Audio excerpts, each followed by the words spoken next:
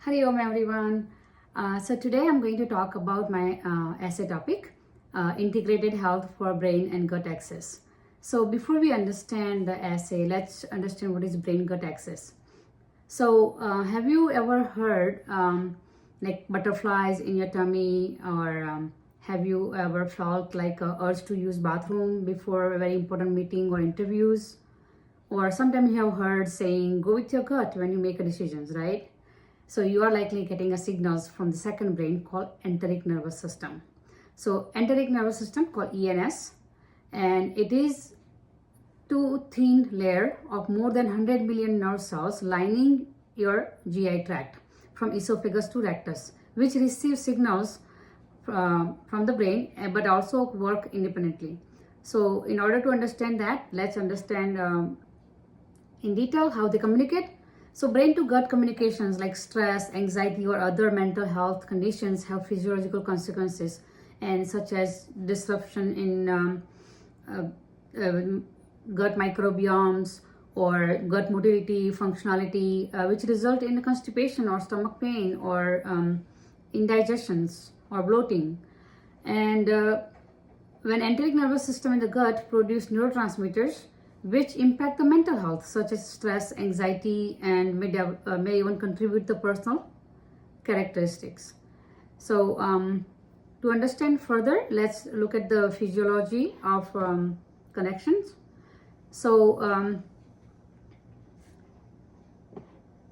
brain and gut is very important example of interconnections of two different systems and cannot be completely understood separately.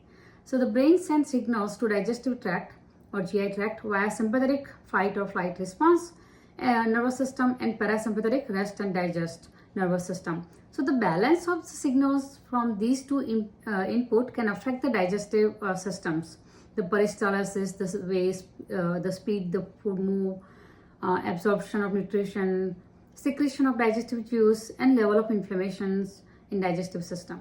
So the enteric nervous system is also intimately interconnected with the millions of immune cells and the nerve cells.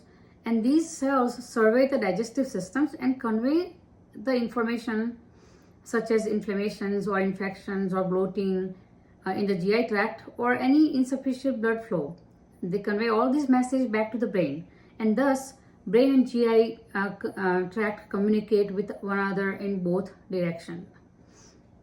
And you might have seen that ENS may trigger a big emotional shift, and that is experienced in many people with the irritable bowel symptoms or functional bowel disorders like constipations, diarrhea, bloating, pain in the stomach, or upset stomach.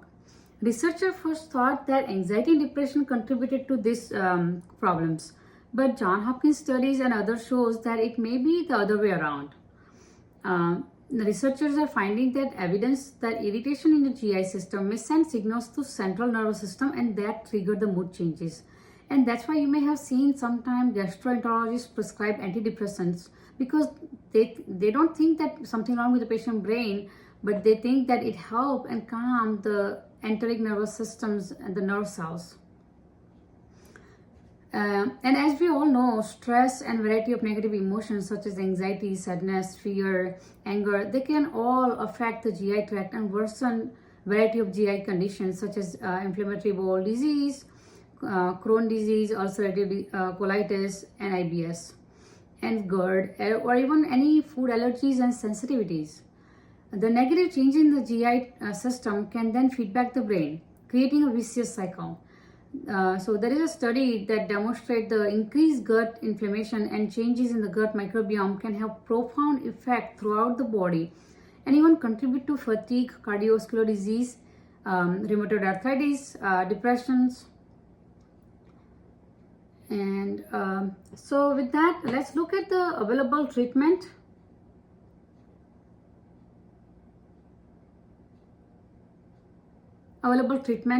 For ENS-CNS connections, and that help explain the effectiveness of IBS treatments such as antidepressants, and the mind-body therapy like a cognitive behavioral therapy and medical hypnotherapy. So the physiological intervention like CBT may help improve communications between big brain and the brain in your gut.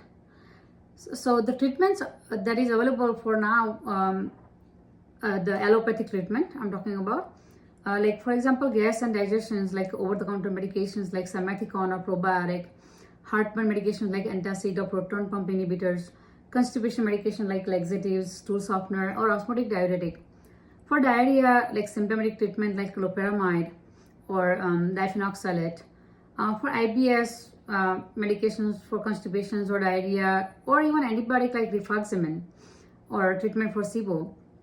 Crohn's and ulcerative colitis, immunosuppressants or immunomodulators that target the immune system, which contribute to the inflammation.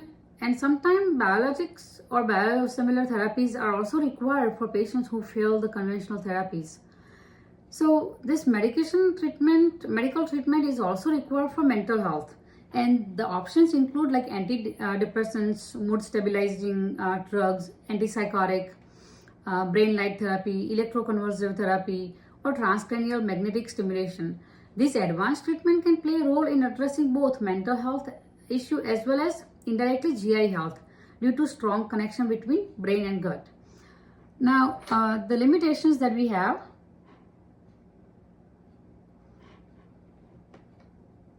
Indeed, the treatment for digestive disorders are essential for managing symptoms, improving the quality of life, and achieving remission in many patients. However, it is crucial to acknowledge that these treatments may come with a potential side effect or even contraindications for certain populations. And ultimately, it increases the healthcare cost burden. As you know, some of this treatment may affect the nutrition's absorptions and in turn leads to deficiency, increased risk of infections, other organ systems, and also weighing the benefit of symptoms or relief against the potential risk, especially in a population like pregnant women or elderly patients. So we have to consider all that when we select the treatment.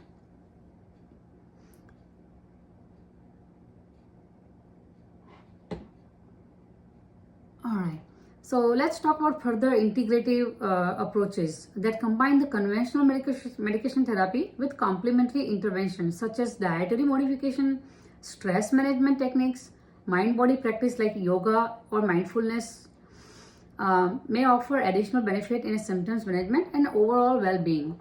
So by working collaboratively across the healthcare disciplines and engaging patients as an active partner in their healthcare, we can strive and optimize the treatment outcome, minimize the side effect, and enhance the overall quality of life for individuals living with gut and brain axis disorders. So we're going to talk more about yoga and integrative approach for brain and gut health. So given the strong connections between brain and gut, it should come to no surprise that mind-body tools, mindfulness meditations, breathing, pranayama, yoga asana, gut-directed hypnotherapy like a yoga nidra, have been shown to help improve GI symptoms, improve mood, and decrease anxiety.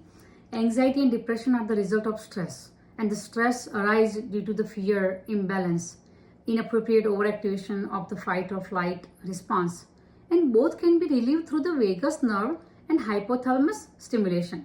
They decrease the body's stress response by dampening the sympathetic nervous system and enhancing the parasympathetic response, and thus decreasing inflammation. Yoga cultivates mindfulness and non-judgmental awareness of the present moment, which is essential for tuning into bodily sensation and recognizing the mind and gut connections. By practicing mindfulness during yoga session, develop greater sensitivity of their body's signal and allowing them to identify and address this issue like bloating, discomfort, and emotional eating patterns.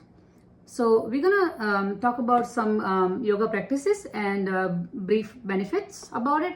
So when we start yoga preparation, it depends on what kind of GI symptoms that they have, whether active constipations or diarrhea, or it's a severe disease like ulcerative colitis or Crohn's disease. Based on that, the intensity of the asanas can be varied. The basic movements like a preparatory movement, like slow and gentle movements, we call as a warm-up exercise for all the muscles and joints. Sun salutation series or Ashtanga series, Vajrasana series, is a chain of yoga asana which include the pranayama as well. And when we talk about sun salutation, sun is the lord of Manipur chakra, control center for digestion. So sun salutation, worshipping the sun, act on this chakra, and the asana in the sun salutations are performed at a regular speed, which regulate blood circulation in all the muscles and removing toxins from the blood and improving the metabolic system. So wisely selected asanas performed the right way under the proper guidance of yoga teacher or therapist to help improve the digestive system and mental health. Yoga asana focus on digestive system or abdominal area can stimulate the digestion, improve the intestinal motility, relieve the symptoms of GI distress, and focus on abdominal breathing and core engagement during the asanas and internal organs, enhancing the blood flow and to the digestive tract and promoting the detoxifications and elimination of the waste product. So the simple set of asanas include but not limited to, I'm going to name a few like Bhujangasan, Salabhasan, Dhanurasan, Sarvangasan, Halasana, Paschimottanasana, Ardhamachendrasan, Trikonasan, Virasan, Vajrasan type 1 and 2. Asanas perform on both sides of bodies, and balancing asanas like eagle pose, Garudasan, or tree pose like a Vrikshasana help brain to deal with anxiety, stress, and relax, as well as improve neuromuscular coordination, secretion of endorphin. Yoga asana bring body and breath awareness, focusing on body part and breath that process the thought and emotions, and remove by shifting our mind from amygdala to frontal cortex.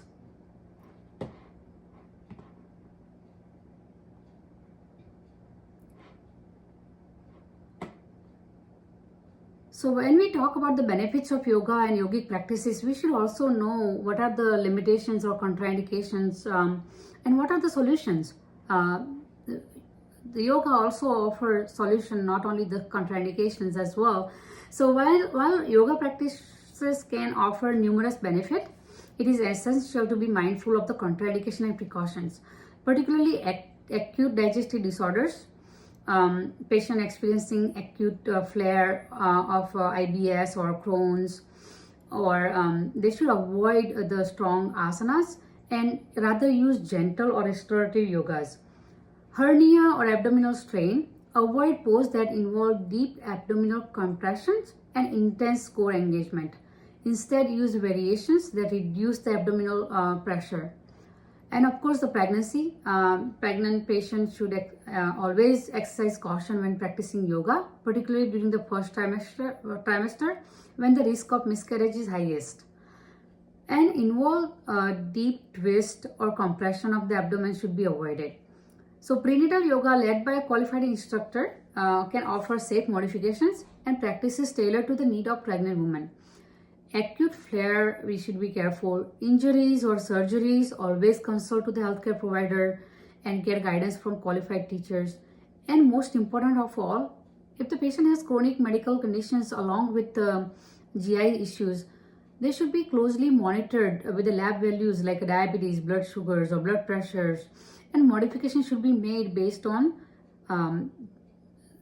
safety and comfort for the patient. So regardless of the specific digestive health concerns, all yoga practitioners should cultivate the mindfulness and listen to their body signals and limitations. There are other practices for yoga like pranayamas and bandhas. So let's talk about pranayama. So yoga considered the cause of mental disorders is overstimulation of or imbalance of Ida and Pingala nadi. So pranayama that bring the balance, like alternate nostril breathing, nadi shodhan pranayama, it increased the balance between both nadis and both brain hemisphere as well, and in turn it brings the mental relaxation as well. Breathing pranayama, fast breathing Brastika pranayama can also be useful in some of the GI disease. Cooling pranayama like Shitali Shitkaris are helpful for acidities. Ujjayi pranayama, deep breathing like Brahmari, Om chantings are useful, healing the tissue, especially in irritable bowel disease and Crohn disease and ulcerative colitis, and it improves the digestions and mental health as well. Bandhas, you have to be done with the proper guidance, like Agni Kriya, improve the digestion, kindle the digestive fire. Udyan Bandha is also beneficial in improving digestion and cleaning process. Shankh Prakshalana, Lagu Shankh Prakshalana can be used once a month. The Purna Shankh Prakshalana is a process of cleaning entire system, can be used once or twice a year under proper guidance. Basti is like a herbal oil enema, or nausea, nasal rinsing, or vaman, therapeutic vomiting, can be useful. For IBS particularly, focus primarily on a basti. It's medicated enema to cleanse the colon as recommended.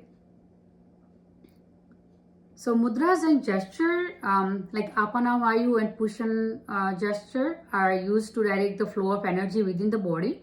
And when energy is flowing freely, every aspect of functioning is optimized, including digestions and the elimination process, like elimination of waste. And of course, we all know stress management. Practices such as mindfulness, meditation, yoga, deep breathing exercise can significantly reduce stress and which impact the gut health. Regular exercises, supplement and herbal medications or digestive enzymes, herbal supplements like a peppermint oil, ginger, chamomile tea can soothe the digestive tract and alleviate the symptoms. All right, now let's talk about food. Good food, good mood, right?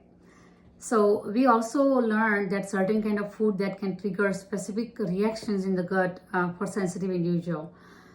So in that cases, especially low FODMAP diet for IBS and avoiding acidic food for GERD can help relieve the symptoms.